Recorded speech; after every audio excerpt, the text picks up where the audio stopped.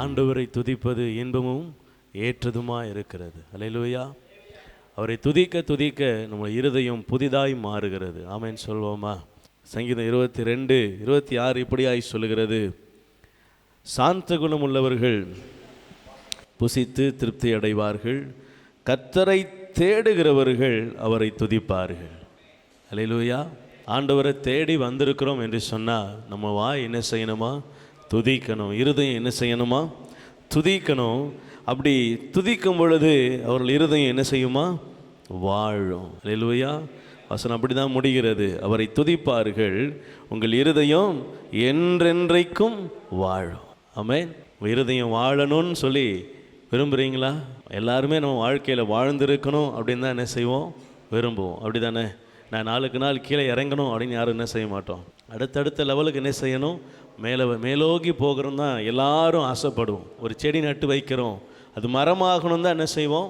விரும்புவோம். அது கருகி போகணும், அது இல்லாமல் போகணும், அது அழிஞ்சு போகணும் அப்படின்னு என்ன செய்ய மாட்டோம். அப்படி விரும்பி யாரும் ஒரு செடியோ இதோ வைக்கிறது இல்லை. அதே போல தான் ஆண்டவர் உங்களையும் என்னையும் பார்த்து சொல்கிறாரு, நீங்கள் வாழ்ந்திருக்கும்படி நீங்கள் என்ன செய்யுங்க? துதிங்க. ஆமென். ஒரு செடி வச்சிங்கன்னா அதுக்கு என்ன ஊற்றணும்? தண்ணி ஊற்றினா தான் அது வாழும். தண்ணி ஊற்றலைன்னா அவ்வளோதான், அதோடைய காலம் முடிகிறதா இருக்கும். அதே போல தான் நம் வாழ்ந்திருக்கும்படி கர்த்தர் நம்மை துதிக்க சொல்லுகிறவராக இருக்கிறார். அல்லேலூயா. ஆமாம். எப்படி அவரை துதிக்கணுமா? சாந்த குணம் உள்ளவர்கள் புசித்து திருப்தி அடைவார்கள். திருப்தி அடைந்து என்ன செய்யணும்? துதிக்கணும். ஆமென். என்ன ஆண்டவரே, 2025 அப்போவும் என் வாழ்க்கை கொஞ்சம் கப்பல் மாதிரி ஆடி ஆடி தான் போச்சு. 26 ஆமாம் ஆடி ஆடி போகிற மாதிரியே தெரியுதே அப்படின்னு என்ன செய்யக்கூடாது? சந்தேகத்தோடவே துதிக்கக்கூடாது. திருப்தி அடைந்தவர்களாய் துதிக்கணும். ஆமென். தெய்வ மனிதர்கள் சொல்கிறாங்க, அவர் என்னை கொன்று போட்டாலும் என்ன செய்வோம்? நம்பிக்கையாக இருப்போம்.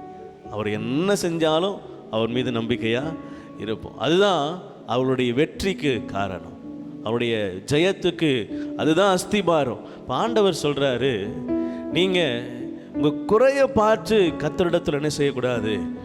முறையிடாமல், ஆண்டவரே இம்மட்டும் என்னை பாதுகாத்து இந்த நிலைமையிலும் என்னை இந்த இடத்துல வைத்திருக்கிறீரே, நன்றியோடு உம்மை துதிக்கிறேன். அல்லேலூயா.